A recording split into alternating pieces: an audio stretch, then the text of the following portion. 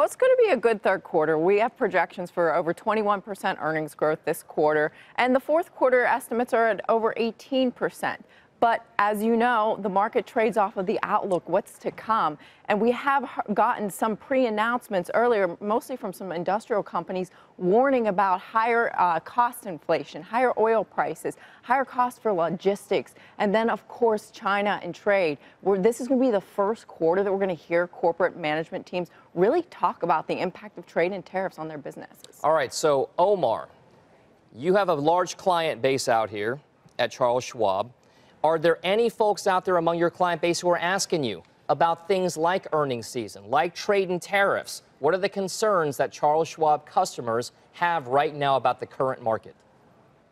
Yeah, the concerns, are exactly what they hear on a daily basis. Most of our clients, tend to be concerned about China, talking about what is the trade war situation is going to be. They tend to be concerned about, what this correction may mean for their portfolios or their long-term objectives.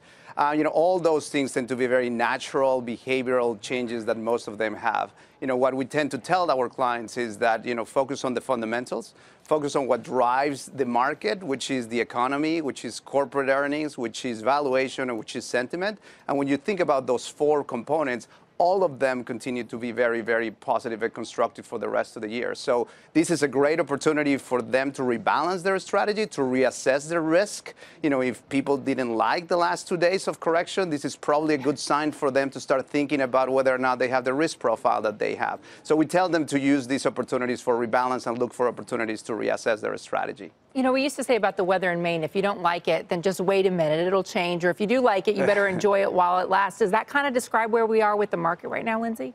Well, I do think that we have a longer run to go. We're going to have some volatility. Volatility has returned to the market. This is weird, a month ahead of the midterm elections. Usually in the third quarter, you see a lot more volatility than we did this time around. The 10-year above 3% certainly spooked markets earlier this week. You are starting to see some of these other concerns creep into the market. And so I think that the earnings season, it's going to, like I said, it's going to be good, but you're going to hear But those concerns, are any of them new? I mean, you both you and Omar mentioned concerns over China and the trade war.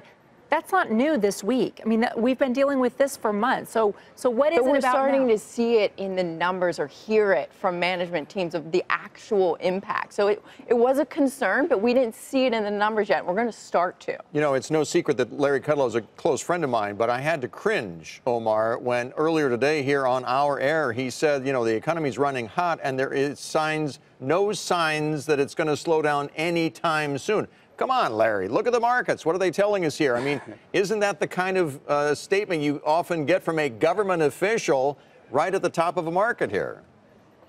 Well, I can clearly not, speak for him, but what I can tell you, though, is that at least the data that supports the economy seems to suggest that we're stable and growing at a pretty decent pace.